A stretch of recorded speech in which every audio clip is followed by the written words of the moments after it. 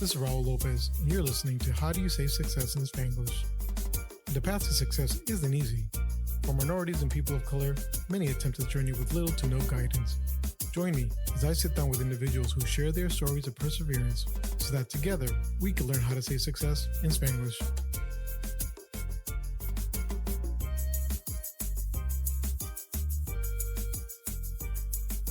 What's good, mi gente? It's your boy Raul. Welcome back. Thank you guys for joining us. Today I have Eriel Anchondo, Executive Vice President and Chief Operating Officer at Franklin Street Properties Corp. How's it going, Eriel? Good, Raul. How are you? Doing all right, man. Thank you so much for taking the time to be here. I know it's a little late right now, and but I really appreciate you coming online and meeting me today. So, Eriel is another person who I've known for a really long time. We go way back, so I've gotten to see a lot of his journey firsthand. So I'm really excited to have you here. So just to kind of introduce you to the rest of the world, Eriel Anchondo is a husband of 12 years to Jacqueline Anchondo, a proud father of 3 beautiful children, Eric, Michelle, and Christian. Eriel is also a chess aficionado with no hopes of ever becoming a grandmaster and a Mexican food enthusiast. Professionally, he is Executive Vice President and Chief Operating Officer of Franklin Street Properties, a public real estate investment trust focused on infill and central business district office properties in the U.S. Sunbelt and Mountain West. And that was obviously a mouthful for me to say. And I did ask you before this. I don't know what infill means, and you explained it was like the downtown area. So every day you learn something new. So I appreciate that.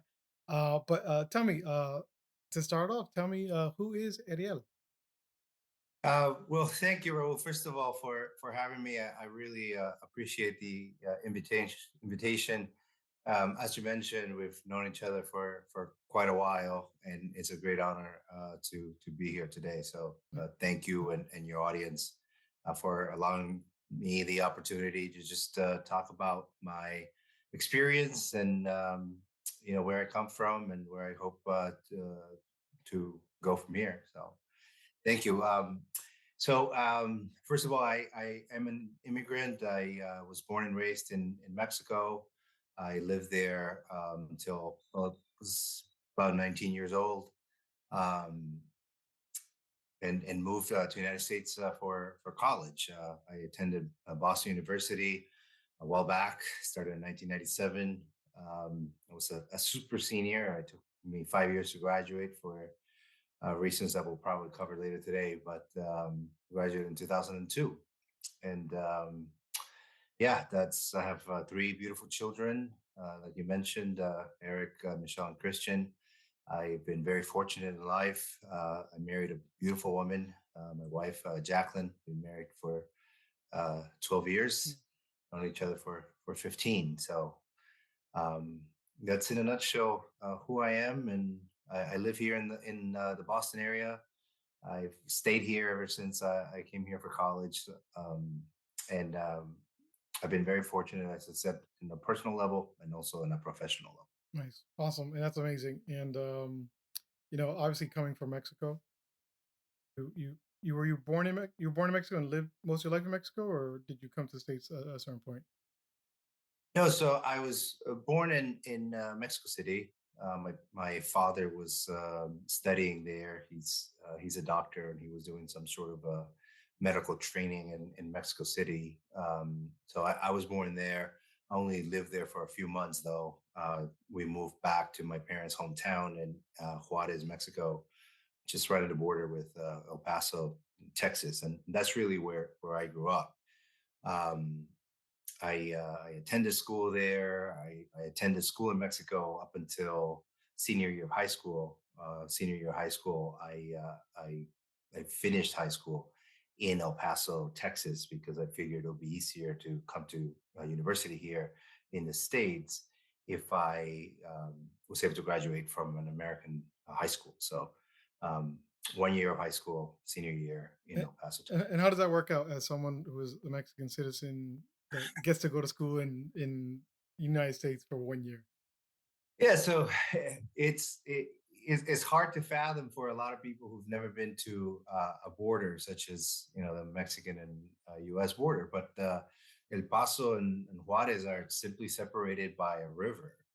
and there are international bridges going back and forth. In fact, I was living in El Paso, Texas for a while and going to school in Mexico. So I would drive across every day, sometimes twice a day. It's normal for people in the border to go back and forth. It's it sometimes takes a while, especially to come from the Mexican side to the American side, as you can imagine. But it's actually pretty common. So um, it's something that people in the border do on a regular basis. So Yeah. that's not all that unusual. Uh, What was the rest of your question? no, that was exactly it. Like, it's crazy. I mean, I'm Peruvian, and so the idea of, hey, I'm gonna go spend 1 year and do school in America, and no one's gonna kick me out right away is kind of crazy. So, but yeah, the borders are very different. I mean, I lived in Texas for, I lived in Texas for a while, so I've been a couple times to some of the borders, and it's a whole different world living on a border. So it's really cool. And so you said your dad was a doctor, right? Yes. Was there ever like a pressure when it came to like education and what you're supposed to be when you grow up? Yeah, so not a whole lot of pressure per se, but my father is a pediatrician. His two of his brothers are also doctors. Their wives are doctors. Therefore, I grew up in a family full of doctors, and at the during family reunions or a Christmas dinner, that's all they will talk about, just what they medical cases and stuff like that. So growing up, I just assumed I was going to become a doctor, and I never questioned it. Mhm. Um, eh, my parents never pressured me or anything like that, but I never questioned it that I was going to become a doctor. That was my goal, and if I had stayed in Mexico, that's probably what I would have ended up doing. Um, my mother, she's an engineer. She's a professor. So they never, there was never any pressure for me to become a doctor, but I think it was understood that I would eventually go to college. I don't think that was ever a question. Mhm. My parents come from very limited means, especially my mother. They were very poor growing up. My mother, not having enough to eat sometimes, things like that, or money for the bus to get to school. And through education and thanks to the Mexican education system and their universities, which are they're in a way very socialist type of universities because they're very inexpensive. They're highly subsidized by the government, and sometimes that's a bad word here in the United States, especially in the political climate that we are in. But I can honestly say that if it wasn't for that type of system, my parents would have never been able to afford to go to college and to move up to the middle class, which is where I grew up. I was very fortunate to have two professionals as parents who, while we weren't rich by any means, they were able to provide us with a beautiful home and nice vacations. I always had, of course, enough to eat and to clothe and myself and things like that. So myself and my younger sister, and that's really due to, of course, my parents' hard work and determination, but also Mexican um, universities that just make it affordable for a lot of people to be able to attend. Yeah, and then you decide to go to Boston University and go to a private But school most about 1,000 miles away. yeah, the most So expensive schools in the country. yeah, exactly. So that I know I'm still paying, but yeah, and they try to call me for donations, and I'll tell you I'll donate when I stop paying you guys off. So call me in 60 years. So, but so yeah, so what was that process like going to school in El Paso, um, after being going to school in Mexico, and then trying to apply for colleges? How does that process work for someone like that? So it was a strange process for me simply because I did not grow up in the American education system. I up until senior year of high school had never attended school in the United States, so I didn't know anything, hardly anything about what it was like to apply to a college or a university in the United States. I simply had no idea. Um, I started my senior year of high school, and then all of a sudden I hear about having to take the SAT which I really didn't know much about. I had never taken up a prep test or any classes or anything like that. I remember I signed up for the SAT test without knowing much about it. And I bought a book the day before the test. And that's where I learned what analogies were because I had no idea. And I just, reviewed the book and took the test the next day. And fortunately, I did well and well enough, I guess, to get into Boston University, and it's something that growing up I never imagined doing. Like I said earlier, I always thought I was going to become a doctor, and if I had stayed in Mexico, I would have most likely become a doctor simply because in Mexico you go straight from high school into medical school. There is no college in between. Mhm. You go to medical school for 5 years, and then you do your social service, and that's it. You become a doctor. You want to go on and get a specialized in something else, you could, but you go straight from high school. So if I had stayed in Mexico, that likely would have been my path. Instead, due to my parents' divorce, and my father remarrying an American Chilean woman who had attended Boston University. She got her PhD at BU, and she encouraged me to apply. She believed in me and believed that I could do it. And together with my stepsister Karen, who was also applying, we applied together, early decision, and we got in. So Nice. I came to Boston. I'd never been here before. I got here 3 days before classes started. I had no idea what I was doing. I'll admit, the first few years were really, really tough. The language, and quite honestly, I wasn't prepared for the rigor associated with going to school here in the United States and a grade school such as BU. I simply wasn't ready. So it was very, very tough, and the first few years, 2 or 3 years were very tough. And but all I could do was, keep my head down and study hard. And I think that's one of the reasons why I stuck with medicine or trying to become a doctor for so long, simply because everything was confusing and hard. But I just thought, well, this is just the way it is, and I still have a lot to learn, and English is my second language. Therefore, I just have to study hard, and that's what I tried to do. I wasn't always very successful. I never failed a class or anything, but I was always one of the best students in my class, and I get to be you. And there's a lot of people who are far better than you. It's a humbling experience when you get to university. But in starting in my after a couple of years, I remember I was in a human physiology class, and a brilliant professor. He was talking about the human bladder and things like that, and I stopped for a minute, and I was like, I just don't like this. Now I get it. I understand. I speak English now. I'm doing okay, but this is not for me.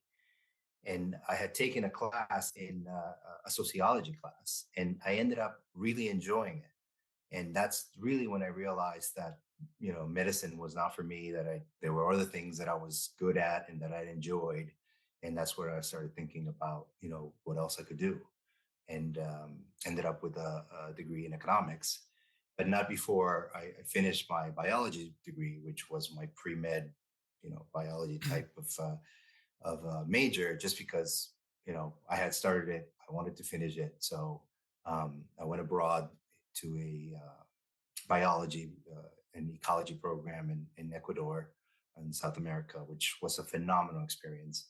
And it's something that I recommend to all college students to go abroad at least once.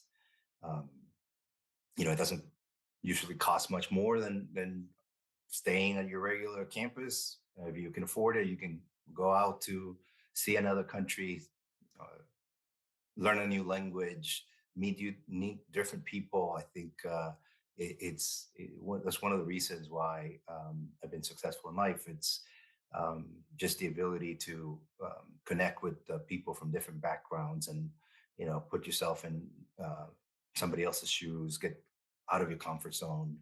I think it's a wonderful experience. So for all college students, if you can afford it, you're going to make it happen. I highly recommend it. Yeah.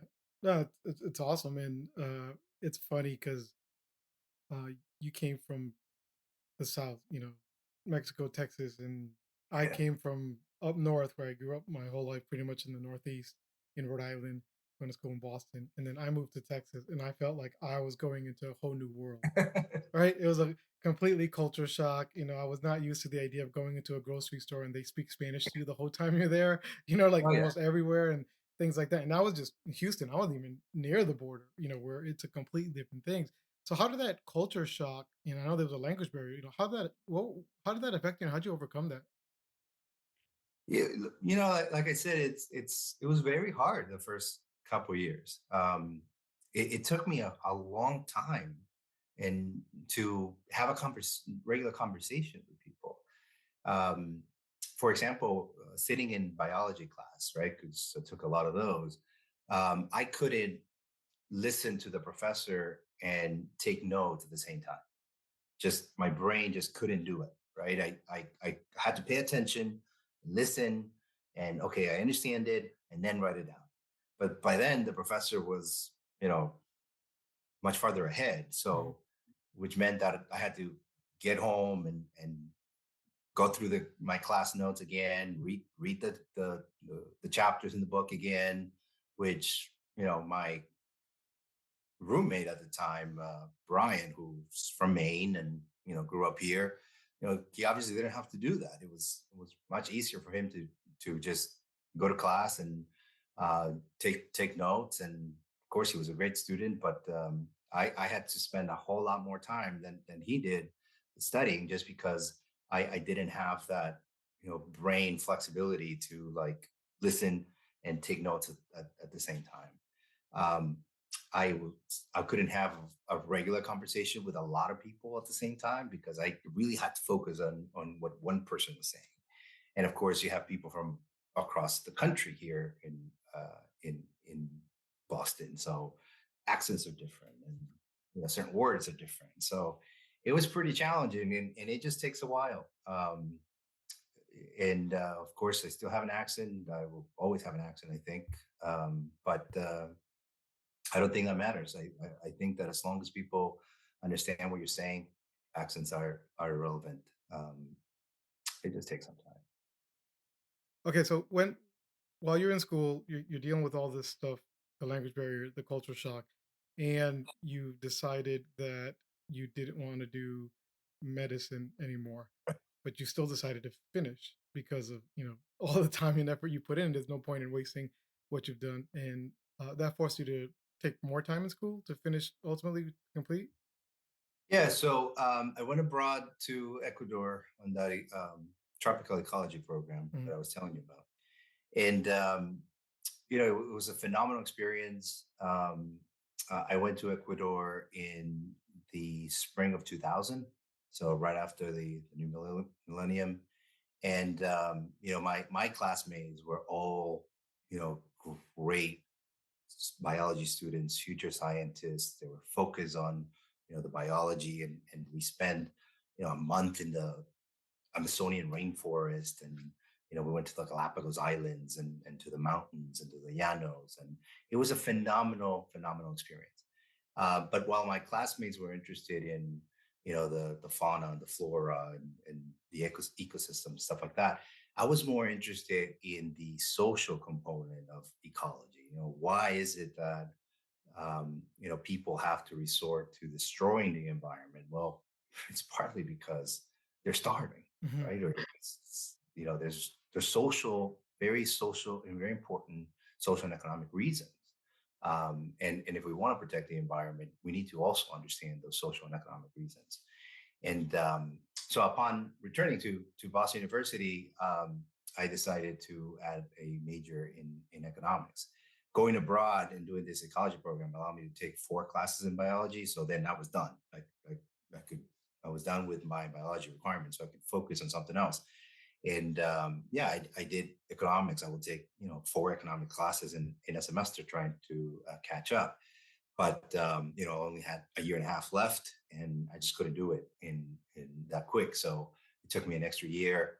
So my super senior year, right, my 5th year, Towards the end, I had only one class left, and I realized that I could do it in Spain in a BU study abroad program, and that's what I did. I went to I lived in Madrid for 6 months, my last semester in college, and also a phenomenal experience, very, very different as you can expect than my Ecuador experience. But I had an internship there. I took a class at the Autónoma University in Madrid. It was really a great experience. So highly recommend once again to everyone, to all college students, to take some time to go abroad.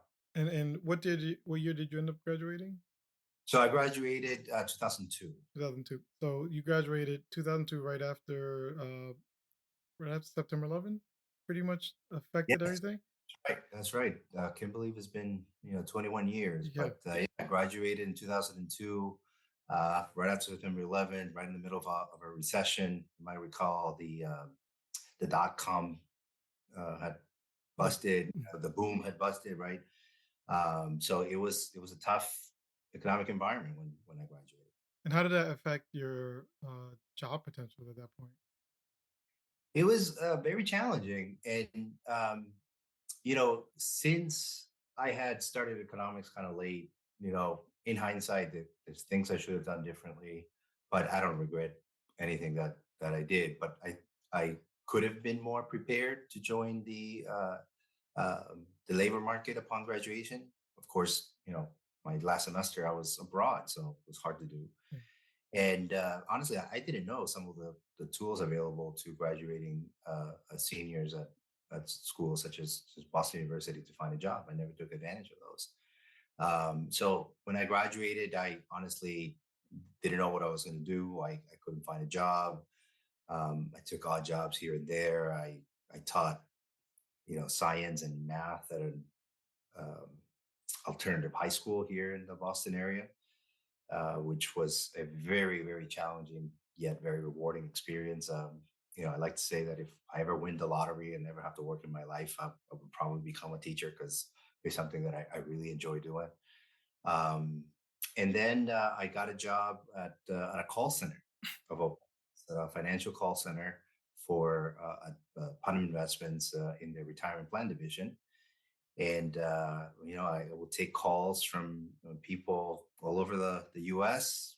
Who had questions about their retirement plans, and that was yet another humbling experience because now all of a sudden I was talking to people from all over the country with different accents, and there I am trying to explain um, fairly complex terms, investment terms, and all that. And it was very challenging at first, but I slowly, learned, I think, to turn what could have been a negative into a positive, right?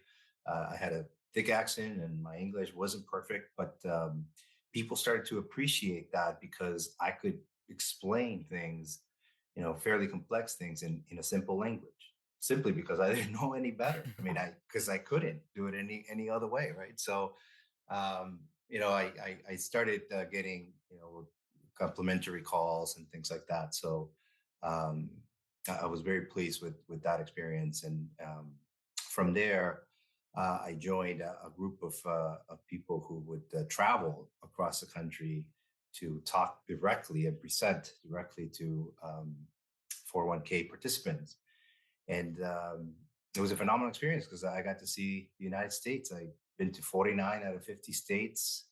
I something that I really enjoy doing. Of course, when I was single, and Yeah. I would pack my bags on Monday morning and come back home on Friday night. Sometimes I will just stay wherever I was and just go to a different city on Monday. So great, great experience. Nice. And it's it's cool that you did stuff like that with like 401ks and retirement funds because I think not to kind of go off topic on your journey, but I think for a lot of us we don't understand enough about that stuff early on, and a lot of us fumble through that. So did that help you at all out learning, um, selling and talking about these financial stuff? Did that also help you get you prepared to start saying, I got to start focusing on my like 401k early and start focusing on my retirement?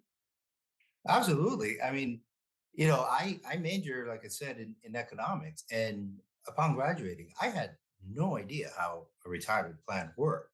A 401k plan, right? So learning about investments and 401k plans and the right strategies has really helped me out and in my professional and personal development.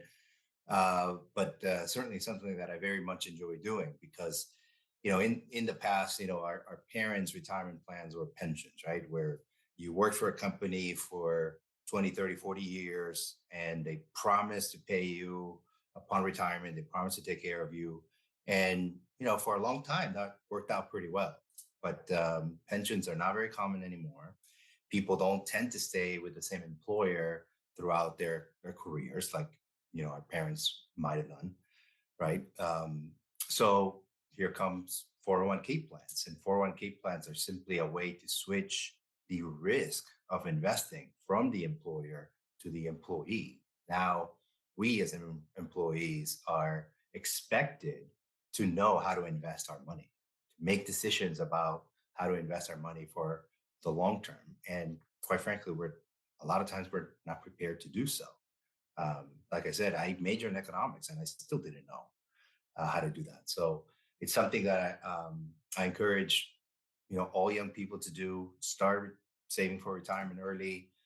The money that you put away in your 20s is going to have a much higher impact than the money that you put away in your 40s or 50s. A lot of people say, oh, I can't afford to do this right now. I'll save more when I'm more established in my 40s and 50s. And then life happens and, you know, kids come maybe and gets harder and harder. Yep. But if you start from the very beginning, that 3, 4, 5, 6% of your salary that you choose to contribute is going to have a much greater effect than the 20, 30, or even 40% that you may think you'll be able to contribute when you're more established. So start early and as much as you can afford. And certainly if your employer offers you a match, which basically what that means is that for every dollar that you put in, they match it a certain amount, sometimes dollar per dollar, sometimes 50 cents on the dollar. But, that's free money. There's no reason why we, as employees, shouldn't contribute into our 401k plan, at least up to the amount that the company matches. Most common formula in the US, 50% up to 6. So you put in 6% of your salary, the company puts in another 3%. That 3% is free money. You wouldn't have gotten it if you weren't saving for retirement, and it has a huge impact on your long-term retirement savings plans.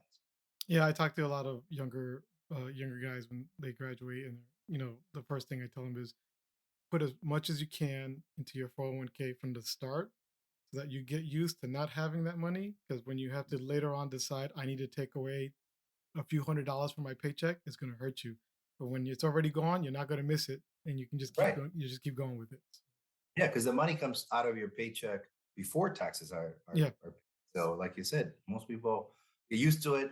They don't really notice it anymore, Hmm. and it's being invested. Hmm. Now, the second part, of course, the other big decision that you have to do as a 401k participant is how to invest that money, right? Like most of us don't have the right training to know what kind of stocks or bonds or what all of that means. But the industry has made it fairly simple Hmm. nowadays for people to invest in. There are these they're usually called age-based funds, where it will be called JP Morgan or T. Rowe Price or something retirement plan, and then it will have a year at the end: 2040, 2045, 50, 60, 65, etc. And the idea is that you simply pick the one that is closest to when you're going to retire. So if you're 25 years old, you're going to work until you're 65, 67 or so. So that's going to be, let's say we're in 2023, that's roughly going to be the year 2065. Oh, that's scary. But yeah, that's it. You just pick the one that is closest to when you want to retire.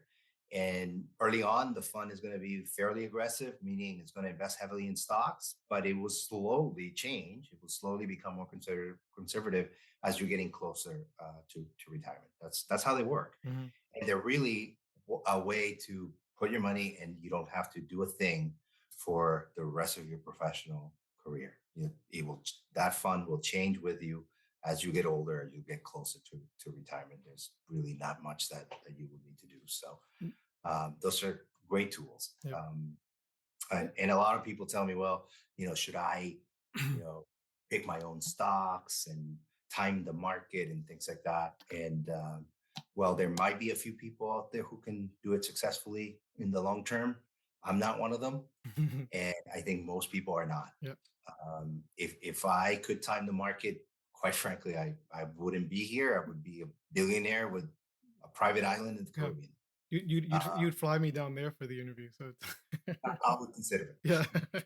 Just kidding. And I think one thing people don't understand either is that the reason that you get to become more conservative as you get older is because you don't want to get stuck with some people who were stuck was during the last recession where all the stocks values tanked and your retirement got cut in half because everything was on stocks instead of like on bonds and stuff like that. So it becomes more conservative to kind of help protect you from those situations. Exactly. So, stocks are more volatile than bonds. If you were to graph the stock market performance, it will look like something like this, like will fluctuate a lot. But in the long term, it's a great investment tool and provides the highest returns, the US stock market. But it does fluctuate quite a bit. There's going to be years in which it's going to do pretty well, and there's going to be some brutal years like 2002 and 2008, where the stock market dropped 20, 30, 40% in a single year, and it's painful when you're sitting there and you're looking at your 401k balance, and it's dropping and it's dropping and it's dropping. But if you still have a while before you retire, it's really not the end of the world. The market historically has come back, right? Of course, I can't guarantee that it will continue to do that, but going by historical measures, the stock market has been a great investment vehicle, right? So if you still have time before you retire, you can afford to take a loss, an unrealized loss, as long as you keep the same investments. And in fact, it may even help you in the longer term, because that just means that next time you get paid, your next paycheck, your next contribution, is going to buy the same fund you were buying a year ago for much cheaper. So once the market turns around, you'll make money on those cheap investments that you bought when the market was slow. So stocks fluctuate quite a bit.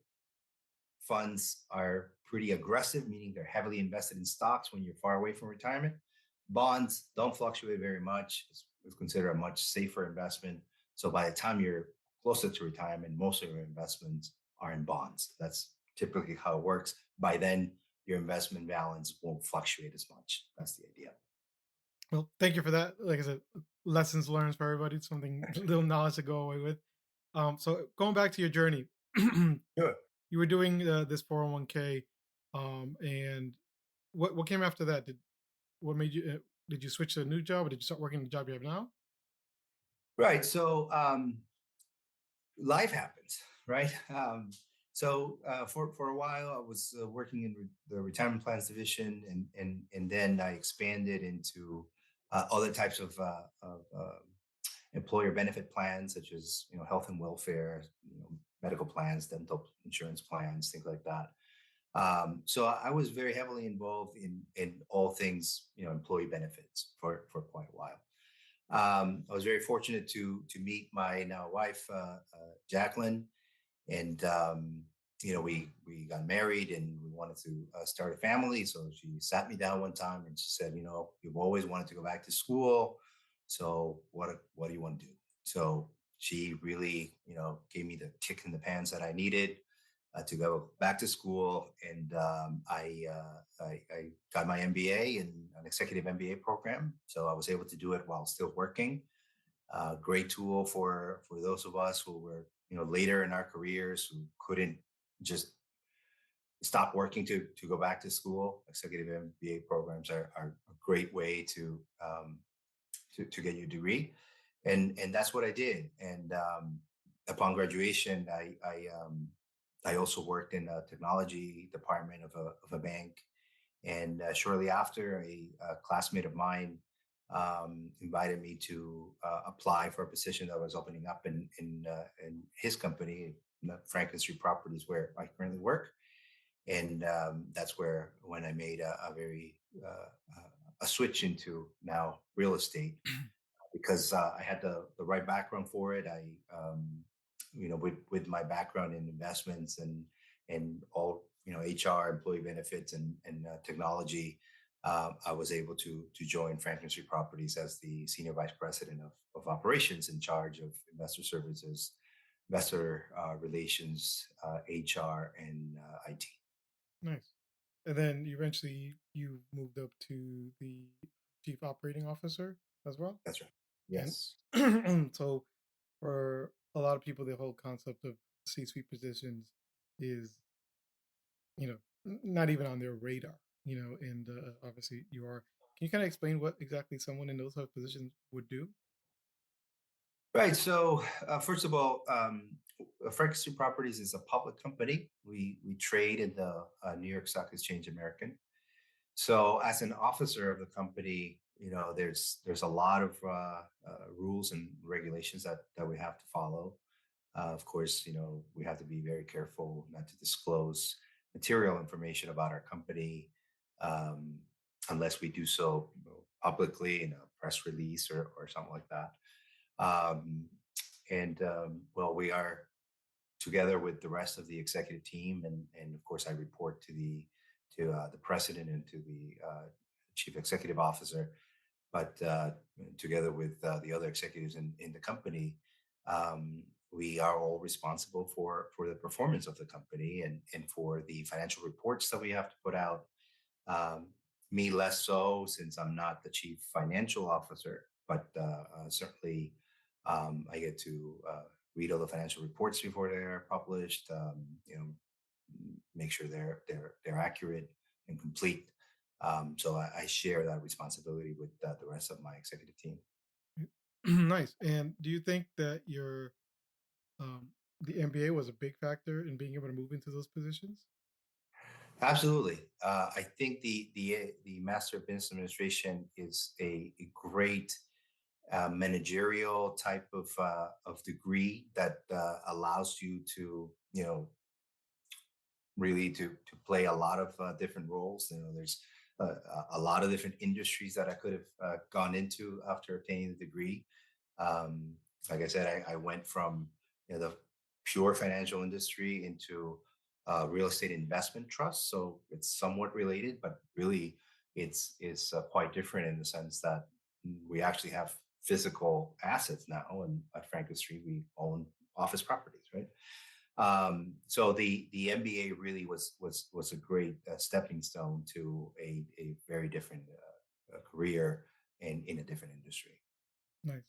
Yeah, I mean, a lot of people I've talked to when they talk about, yeah, my life completely changed with the moment I got my MBA. It just went from where I was, and I know I think at this point MBAs can get a little bit oversaturated in the industry a little bit, but I've yet to meet anyone who hasn't taken advantage of that MBA and jumped leaps and bounds with that degree. So um, but when we talked before during our pre-interview, uh, you had mentioned that you kind of had this idea behind the theory of success that you Right. kind of that you worked through yourself.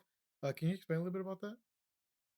Yeah. So um, I I define my theory of financial success as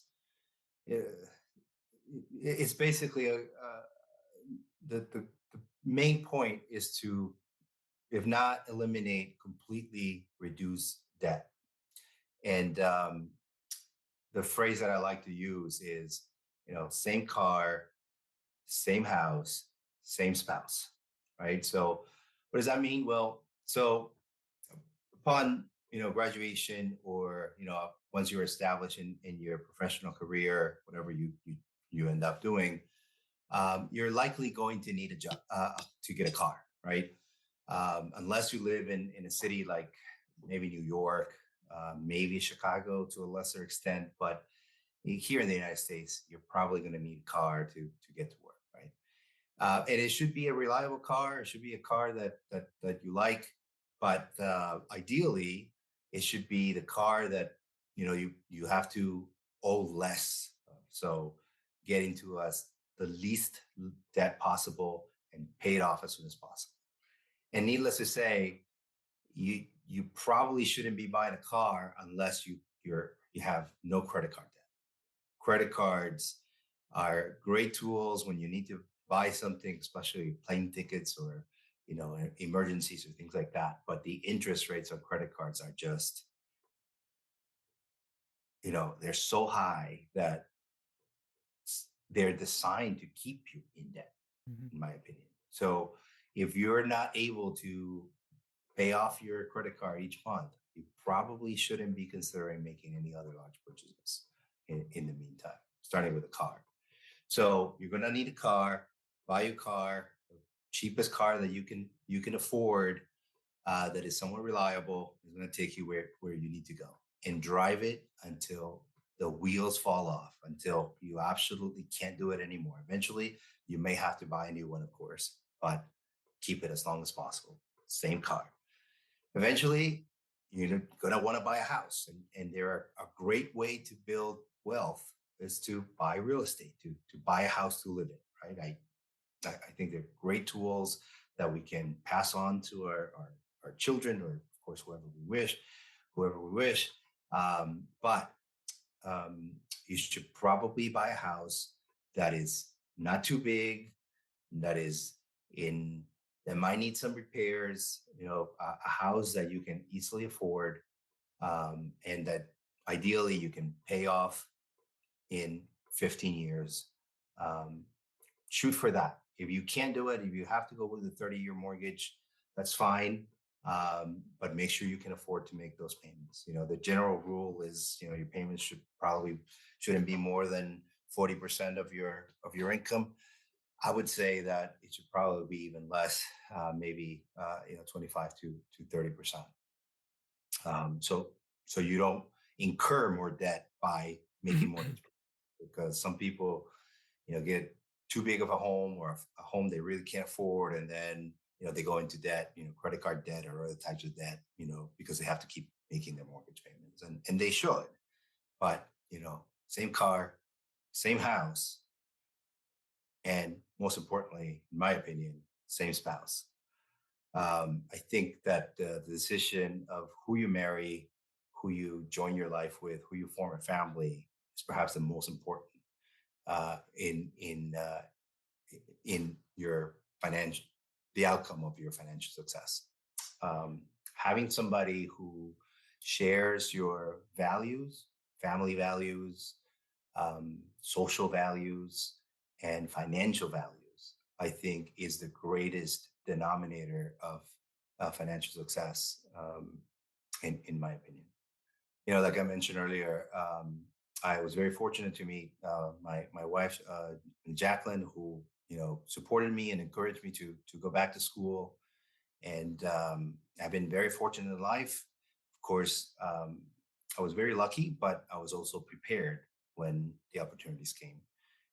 And I had little debt, and I was able to make those moves because I had no credit card debt, so I could take on some additional debt to go back to school. I had already paid off my college debt at that point.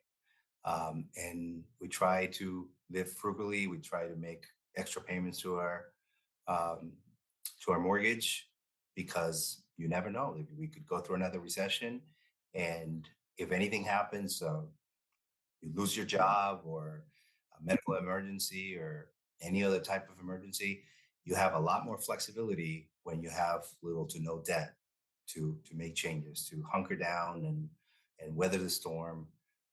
It's a whole lot easier to do that when you don't have credit card debt or any other type of debt. They're really good goals to aim for, that people, if you start earlier, it makes it a little easier later on in life when you don't have as much debt, or you're not you're not dealing with making payments, so that you can paying down a credit card with your payment, so that you can use that money to go buy gas. You're just kind of in an endless cycle of of going back and forth and squeezing a little bit more and just barely making it every week, and then God forbid something happens, your car breaks down, you break your leg and you can't go to work for 6 weeks, and then things hurt. So it's a great mindset. And I think it's a great way of being able to move. And the same spouse thing. It's a very, for me at least, it crazy how much harder and this, for me it was kind of like there was a secondary person driving me to be better for myself, but for them as well. So I didn't want to just improve for myself. I wanted to improve for my wife. I wanted to improve for my kid. I wanted to be a better role model to my daughter. I wanted to not just be more successful, but encourage my wife to be more successful.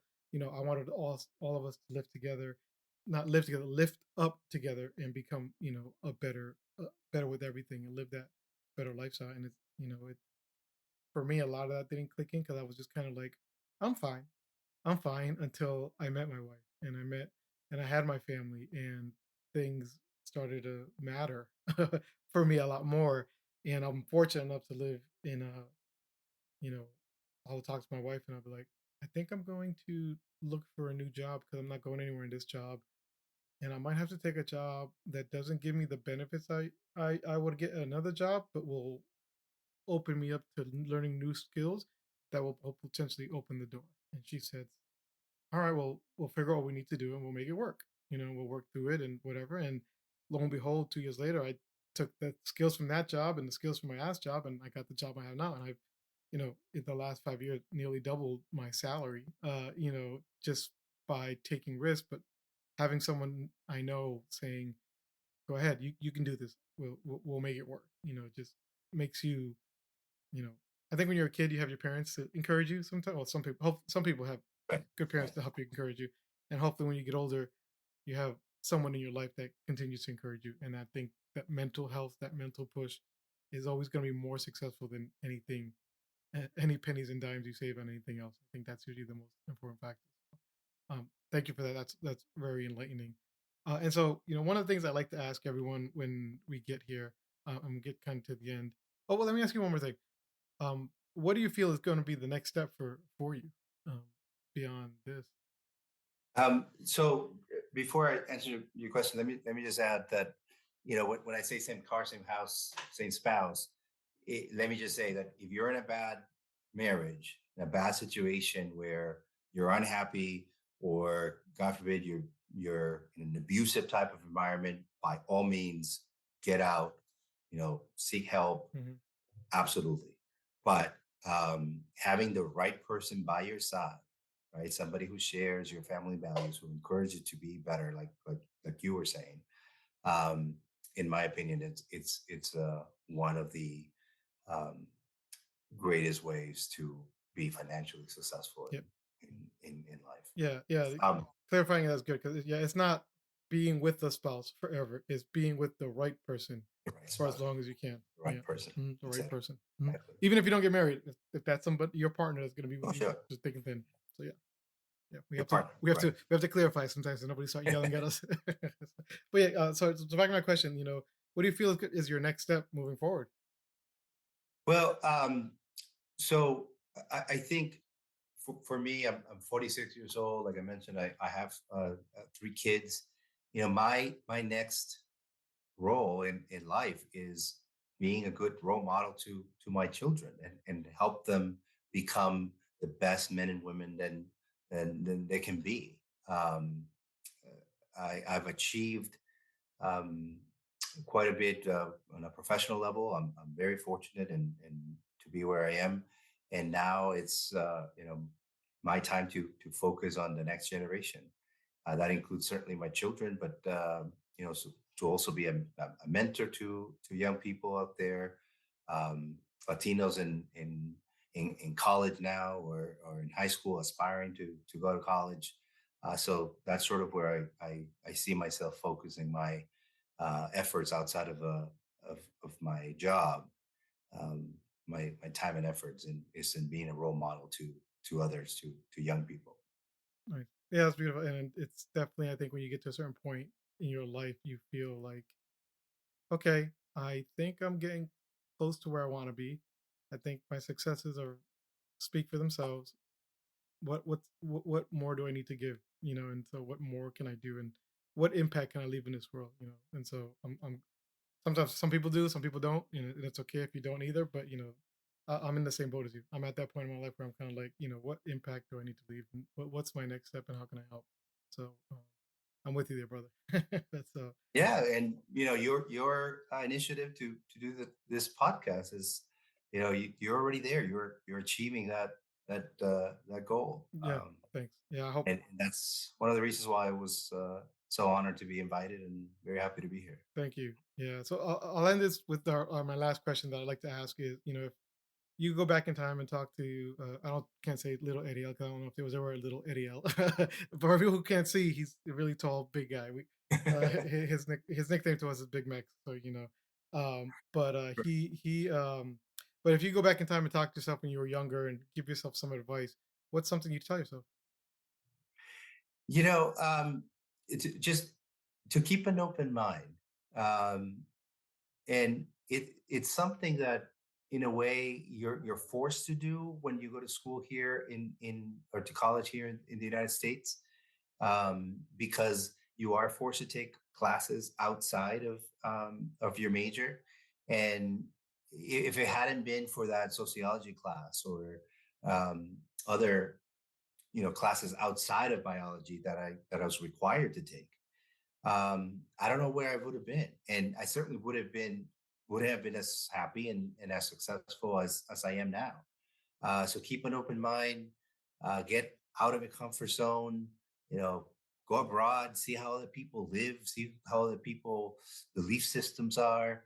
Um, that's probably the greatest advice I can give any young person, starting their adult lives, I think. Nice. Awesome. Well, thank you so much, Ariel. I really appreciate you being here today. Thank you for sharing your story. I hope to have you on in the future for other type of uh, things that we do on this podcast as well. So thank you so much. And for everyone else listening, thank you once again for listening in and tuning in. I appreciate all the support as always. And I hope you'll continue to tune in as we continue to learn how to say success in Spanglish.